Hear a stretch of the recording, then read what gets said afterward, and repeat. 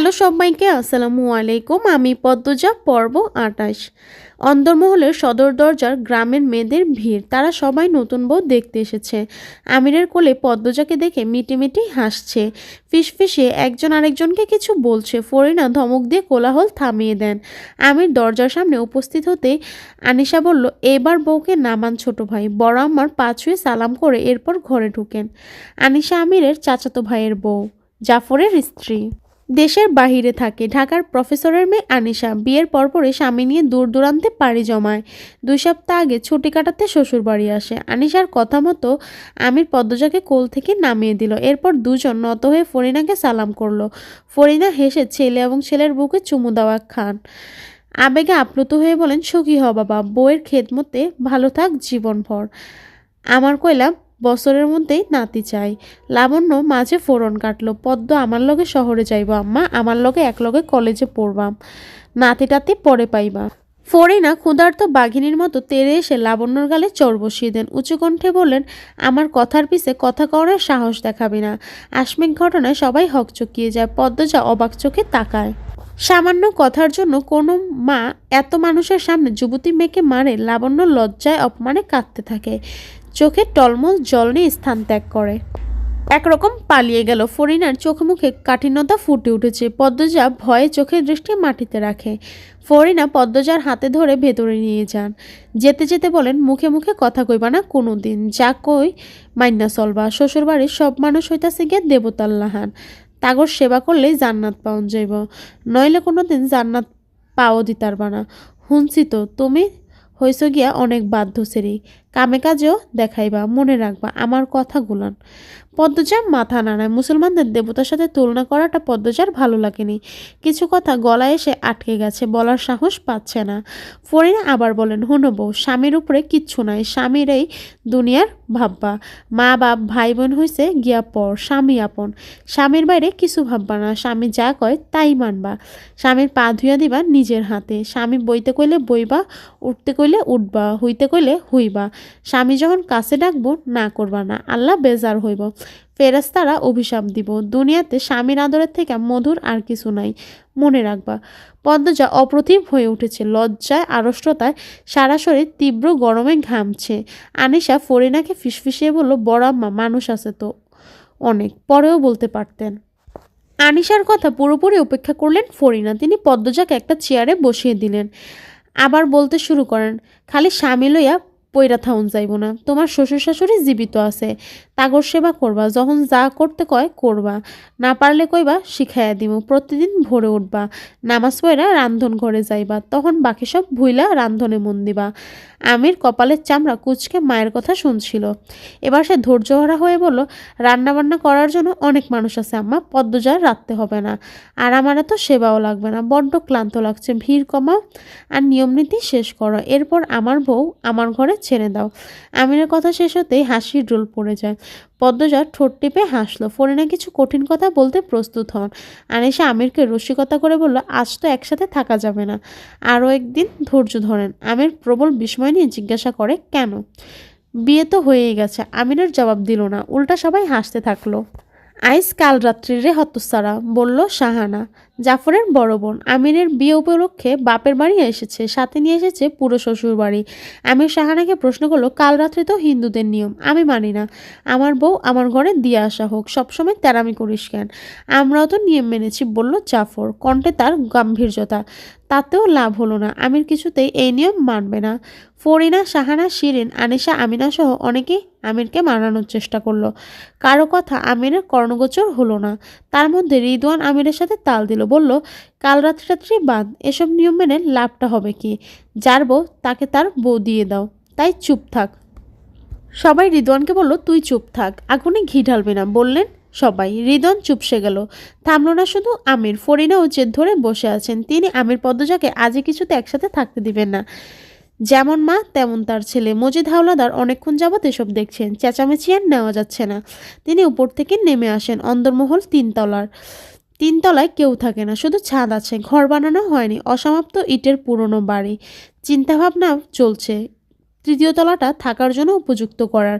মজিদকে দেখে সবাই থেমে গেল। তিনি পদ্মজার পাশের চেয়ারে নিয়ে বসেন। পদ্মজা একটু নড়ে চড়ে বসে। মজিদ পদ্মজাকে জিজ্ঞাসা করলেন, তুমি কি চাও মা? আজ শ্বশুর শাশুড়ির সাথে থাকবে নাকি পাগল ছেলের সাথে? ভেবে বলল, তুমি যা বলবে তাই হবে। পদ্মজা উসখুস করতে করতে বলল, জি আম্মার সাথে থাকবো। ফরিনার ঠোঁটে বিজয়ের হাসি ফুটে ওঠে। তিনি আমিরের দিকে তাকিয়ে ব্যঙ্গ করে হাসেন। পরপরই পদ্মজার উপর ঝাঁপিয়ে পড়েন। চুমুতে পদ্মজার গাল ভরিয়ে দেন। একবার আর চোখে আমিরকে দেখল পদ্মজা। আমির তাকিয়েছিল। পদ্মজা তাকাতে আমিরের চোখ রাঙানি দিল। সঙ্গে সঙ্গে পদ্মজার দৃষ্টি ফিরিয়ে নিল। বিয়ের বাকি সব নিয়ম শুরু হলো। উপর থেকে নেমে আসেন নূরজাহান। তিনি এই বাড়ির প্রধান কর্ত্রী, মজিদ হাওলাদারের জন্মদাত্রী। কইরে আমার নাত বউটা কই বলতে বলতে ছুটে আসেন তিনি। উপস্থিত সবাই দৃষ্টি ঘুরিয়ে নূরজাহানের দিকে তাকালো। নূরজাহান পদ্মজার সামনে এসে বসেন। পদ্মজার মুখখানা দু হাতে ধরে দেখেন। এরপর মুগ্ধ হয়ে বলেন, বাবু দেহি সাদ লইয়া আইছে। এই সেরে তোর জন্যে আমার জামাই তো এখন আমার দিকে চাইব না। নূরজাহান কেন এই কথা বলেন পদ্মজা ঠাউর করতে পারল না। আমির যখন হেসে বলল, আরে বুড়ি, তুমি তো আমার প্রথম বউ, ভুলি কিভাবে? তখন পদ্মজা নূরজাহানের কথার মানে বুঝলো। বুঝতে পেরে ঠোঁট চেপে হাসলো। নূরজাহান আমিরের থুতনিতে চিমটি মতো ধরে বলেন, আমার সান্দের টুকরা, বউরে আদর কইরো ভাই, বকাঝোকা কইরো না। সেরিনা জন্মকর থেকে চাইরা আইছে, তুমি এখন সব। তুমি যেমনে রাখবা তেমনেই থাকবো। স্বামী হাত ছাইরা দিলে শ্বশুরবাড়ি আর কেউই বউরে আপন কয় না, বুঝছো ভাই? আমি নূরজাহানের পা ছুঁয়ে সালাম করে বলল, বুঝছি জান। নূরজাহান মন খারাপের নাটক করে বললেন, এই না ঠিক না ভাই। কোনটা? এখন থেকে জান ডাকবা বউরে। আমি হইলাম দুধবাত। আমির একটু জোরেই হাসলো, সাথে আরও অনেকে হাসলো। পদ্মজা নত হয়ে নূরজাহানের পা ছুঁয়ে সালাম করার জন্য। নূরজাহান দ্রুত আটকালেন পদ্মজাকে, জড়িয়ে ধরে পিঠে হাত বুলিয়ে আদর করে বললেন, রূপে যেমন গুণেও তেমন থাইকো বোন। রাইত বাড়তাছে, সব নিয়ম তো শেষ, যাও জের ঘরে যাও। এই তোরা বাড়িতে যাইতে পারবি? রাইতের বেলা আইসিলি কেন? বউ তো কাইলো দেহন যাইতো। জাফর সেরেগুলারে দিয়াই তো পারবি? মদন কই, মগা কই, কামের বেলা দুইটারে পাউন যায় না। কথাগুলো এক নাগারে বললেন ফরিনা বেগম। তিনি নূরজাহানের উপস্থিত যেন উপেক্ষা করতে চাইছেন। মদন ছুটে আসে বাইরে থেকে, মাথা নত করে ফরিনাকে বলল, আইসি খালাম্মা, থাহস কই, জায়দের দিয়ে আমার বাড়িতে যাওন। যখন আইসে এরা এখন আমার দায়িত্বে, সুন্দর করে বাড়ির দিয়ে আইবি। আচ্ছা খালাম্মা, আপারা চলেন। মেয়েগুলো সারাক্ষণ হাসছিল। যাওয়ার সময় হাসতে হাসতে গেল। মেয়েগুলোর উদ্দেশ্যে রানীর ঠোঁট বাঁকায় তা খেয়াল করলো রিদওয়ান। সে রানীর মাথায় ঘাটটা মেরে বলল, সারাক্ষণ মুখ মুড়াস কেন? একদিন দেখবি আর মুখ সোজা হচ্ছে না, বিয়েও হবে না। না হলে নাই। সেরেগুলারে দেখছো বড় ভাই কেমনে হে হে করে হাসতেছিল? তাতে তোর কি? নূরজাহান পদ্মজাকে বললেন, মেলা রাইত হইছে, আইও বোন আমার ঘরে আইও, আইজ আমার লগে থাকবা। আপনার লগে কেন? পদ্মজা আমার লগে আমার ঘরে থাকবো, হেডাই তো কথা হয়েছে। পদ্মজাও এইটাই চায়। দেখাবো, তর্ক করো না। নাচবো আমার পছন্দ হয়েছে, আমি আমার লগে রাহুম। এই পদ্মজা, তুমি কার লগে থাকবা? ফরিনা কিঞ্চিত রাগান্বিত স্বরে প্রশ্ন করেন। পদ্মজার অবস্থা দরজার চাপার মতো পড়েন। এ কোন জগতে এসে পড়লো সে? পদ্মজা গোপনে ঢোক গেল। নূরজাহান আমিরকে আদেশ করলেন, খাড়ায় রইসুস কেন? বউরে কোলে লই আমার ঘরে দিয়া যা। আমির পদ্মজাকে কোলে তুলতে গেলে ফরিনা বলেন, বাবু আমি তোর মা, তোরে জন্ম দিছি আমি, আমার কথাই শেষ কথা। আমার স্যারার বউ আমার ঘরে থাকবো, আমার কথা অমান্য করলে জান্নাত পাইবি না। নূরজাহান পদ্মজাকে উদ্দেশ্য করে বলেন, দেখছো নি বোনো, এমন কলজাবড় বউ কেউ ঘরে রাহে? আমি মানুষ ভালা বইলা এই বউরে বাইর কইরা দিই নাই, সহ্য কইরা কইরা এখন মরার পথে আসি। তোমাদের কারো সাথে থাকতে হবে না, আমার বউ আমার ঘরেই চলুক, বলল আমির। কণ্ঠে তার খুশির মেলা। সুযোগ বুঝে নিজের জিনিস নিজে বুঝে নিতে চাইছে। ফরিনা তীক্ষ্ণ দৃষ্টি নিয়ে আমিরের দিকে তাকান। নূরজাহানকে বললেন, আপনার ঘরেই লইয়া যান। ফরিনার কথা শুনে আমিরের মুখটা ফাটা বেলুনের মতো চুপসে গেল। নূরজাহান হাসলেন। এই হাসি বিজয়ের হাসি। ভাই, বউরে কোলে লও, লইয়া আও আমার ঘরে। নূরজাহান বললেন, আমি হেঁটে যেতে পারবো, একটু হাঁটা দরকার, মিনমিনিয়ে বলল পদ্মজা। আচ্ছা তাইলে হাঁটো, ধরো আমার হাত ধরো। নূরজাহান হাত বাড়িয়ে দেন। পদ্মজা নূরজাহানের হাত শক্ত করে ধরে মৃদু হাসল। নূরজাহান এবং পদ্মজার সাথে আমির আসে। সে দাদির ঘর অবধি যাবে। পদ্মজাকে তার মোটেও ছাড়তে ইচ্ছে করছে না। নূরজাহানের ঘরে যাওয়ার পথে পদ্মজা কান্নার সুর শুনতে পায়। কে যেন কাঁদছে। কি তরুণ সেই কান্নার স্বর। এদিক ওদিক দৃষ্টি মেলে তাকালো পদ্মজা। আর একটু এগোতে খুব কাছে জোরে একটা আওয়াজ হয়। পদ্মজা কেঁপে ওঠে, দ্রুত সেদিকে তাকায়। তার চেয়ে 2 হাত দূরে একটা দরজা।